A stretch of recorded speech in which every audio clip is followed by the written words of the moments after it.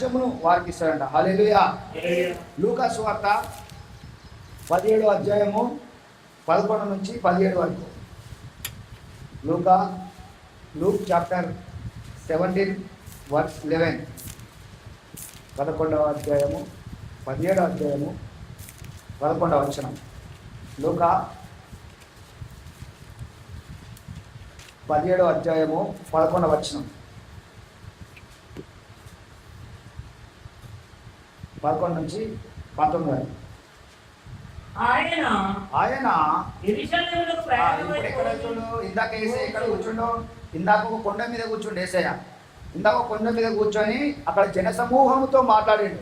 అయితే ఇప్పుడు ఆయన యెరూషలేమునకు ప్రయాణమై, ఒక ఊరు యెరూషలేము అనగా ఒక ప్రాంతము, ఇశ్రాయేల్లో ఉండే ఒక ప్రాంతము. యెరూషలేమునకు ప్రయాణమై పోవుచుండగా సమయమున సమరయ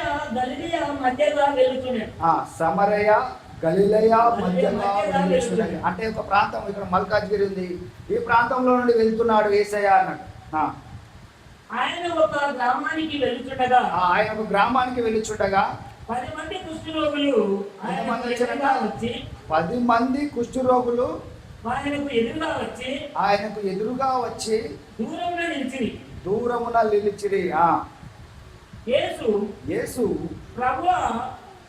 దూరంగా నిలిచి, యేసు ప్రభువా కరుణించుమని కేకలు వేసిరి. వాళ్ళు ఒక దూరం నిల్చున్నారట. 10 మంది కుష్ఠరోగులు వచ్చి యేసయ్య కొంచెం దూరం నిల్చొని, యేసు ప్రభువా మమ్ము కరుణించుమని కేకలు వేసిరి. అప్పుడేం జరిగింది? ఆయన వారిని చూచి మీరు వెళ్ళి చర్చ్ ఎక్కడైతే ఉందో అక్కడికి వెళ్ళండి, యాజకులు అక్కడ ఉన్న పాస్టర్లు కనపరుచుకొని మీ దేహాన్ని. అంటే అది అసాధ్యము. కుష్ఠరోగులు ఎక్కడ ఉంటారు? కుష్ఠరోగులు ఎక్కడ? బయట, ఊరి బయట అక్కడెక్కడనో వేస్తారు. అయితే అక్కడ ఉండవలసిన వారిని ఏమంటున్నాడు? మీరు ఇప్పుడు సమాజ మందిరంలోకి, చర్చిలోకి, ఎవరైతే ఎక్కువ ఎక్కడైతే ఆరాధన జరుగుతున్నాయో అక్కడికి వెళ్ళండి అని వారు చెప్పినప్పుడు వారు విశ్వసించలేదా? వారు వెలుచుండగానే శుద్ధులైనట. హల్లెలూయా.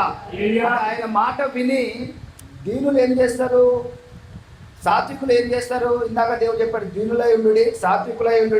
ఎప్పుడైతే దీనులు సాత్వికులు వారు చెప్పగానే ఆ మాటను వింటారు. కాబట్టి ఇక్కడ మీరు వారి యొక్క కుష్ఠరోగాన్ని వారు చూసుకోలేదు. అరే మేము కుష్ఠరోగులు